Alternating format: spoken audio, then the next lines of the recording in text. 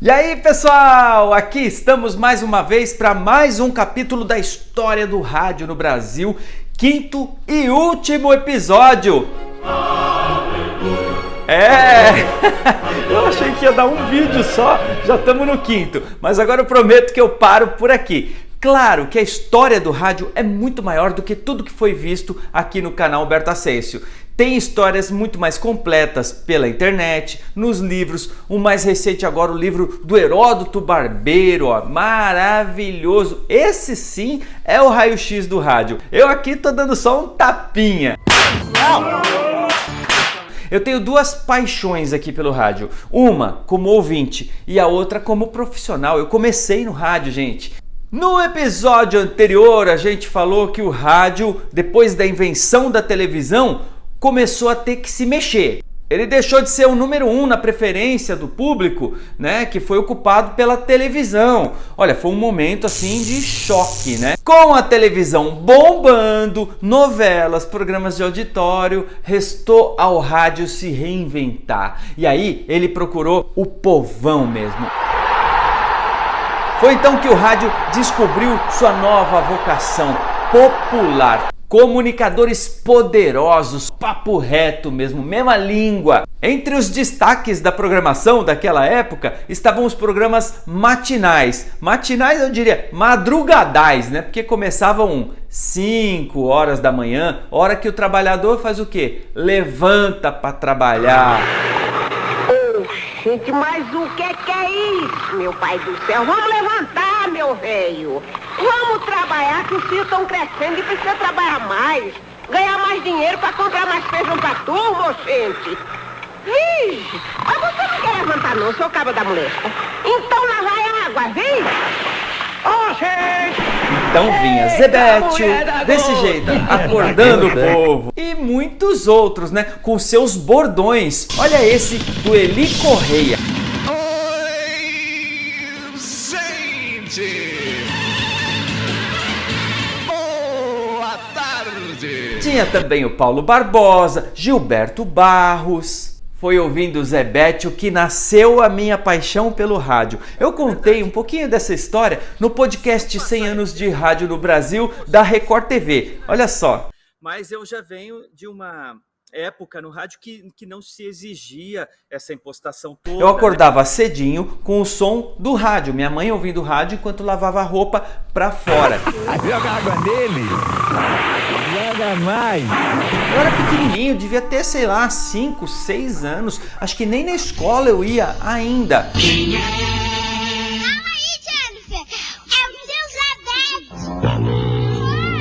Acorda, Dona Maria, acorda, fulano de tal, vamos lá. E eu me divertia. Mané, onde a senhora tiver um beijo? Na hora que ele ia embora, era um trem partindo, sabe? E na sequência do Zebétio, vinha um programa de quem? Dele, do Silvio Santos. No rádio, viu? Era um programa um pouquinho mais curto, devia durar uns 15 minutos, mas a parte que mais me marcava era essa música aí, que ele tocava todo santo dia.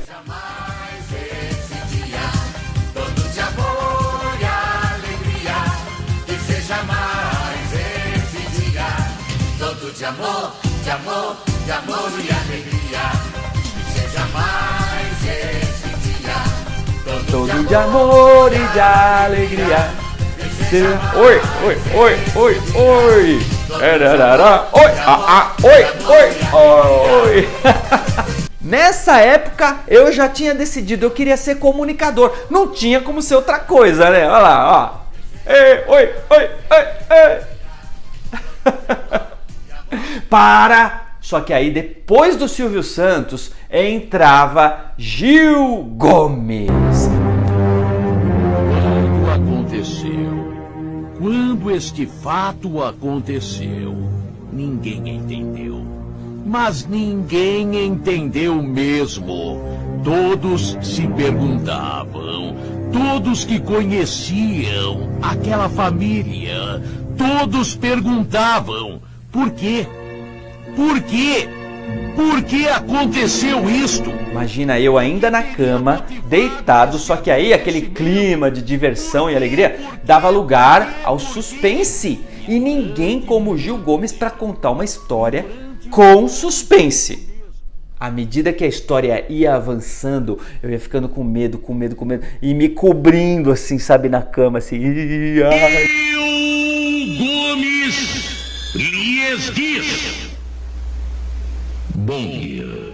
Você pode até falar, pô, pesado, né? Mas isso foi uma escola, viu? Você ouvindo histórias, aprende a contar histórias também.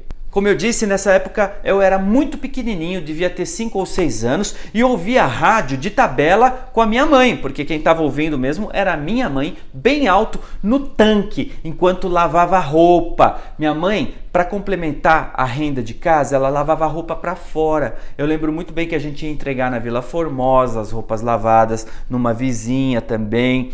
E enquanto meu pai trabalhava na polícia e também com bicos, né, de segurança, pedreiro, minha mãe, lavando roupa no tanque, não tinha máquina não. Eu lembro que a minha mãezinha, Dona Teresa, tinha calos nas mãos do tamanho de uma moeda de R$1 assim, sabe? Aqui, tinha calos. E eu, na minha inocência, não sabia o que era, ficava brincando com aquilo ainda. Pegava, ficava apertando. Não passava pela minha cabeça que aquilo era resultado de um esforço assim, fora do comum, para ajudar a sustentar eu, minha irmã e meus irmãos. E é nesse ponto que eu quero chegar com você, na função social do rádio. O rádio tinha a função de levar alegria para quem muitas vezes não tinha nem motivo para sorrir. Outro grande exemplo a gente encontra no livro Quarto de Despejo. Essa obra-prima. Quarto de Despejo, livro de Carolina Maria de Jesus, uma mulher preta, favelada, que registrava todas as dores do dia a dia num caderninho, virou um diário que acabou sendo transformado em livro, um best-seller, lido não só aqui no Brasil, mas em outros países. Se passa na São Paulo dos anos 50, Carolina cria sozinha os filhos na favela do Canindé, perto do rio Tietê, nas margens do rio. Essa favela não existe mais, mas foi uma das primeiras da cidade, se não a primeira. É o dia a dia, a aflição dessa catadora de papel, narrados por ela mesma. O retrato da luta para sustentar os filhos, sem apoio de ninguém. Para se ter uma ideia, o começo do livro já é assim. 15 de julho, aniversário da minha filha, Vera Eunice. Eu pretendia dar um par de sapatos para ela, mas o custo dos gêneros alimentícios nos impede a realização dos nossos desejos. Em outro trecho, Carolina narra: hoje os meninos vão comer só pão duro e feijão com farinha. Eu estou com tanto sono que não posso parar de pé. E graças a Deus não estamos com fome. Hoje, Deus está ajudando-me. E agora, um dos trechos que evidencia o papel do rádio nessa época, né, nesse contexto. Detalhe, o barraco de Carolina era um dos poucos que tinha o aparelho, o radinho, e ela tinha um ciúme danado dele. Não emprestava e só quem mexia era ela. Vamos ao trecho. Às 4h30, o senhor Heitor ligou a luz. Porque não ficava ligado o dia inteiro. Dei banho nas crianças e me preparei para sair. Fui catar papel, mas estava indisposta. Vim embora porque o frio era demais. Quando cheguei em casa, era 10h30 da noite. Liguei o rádio.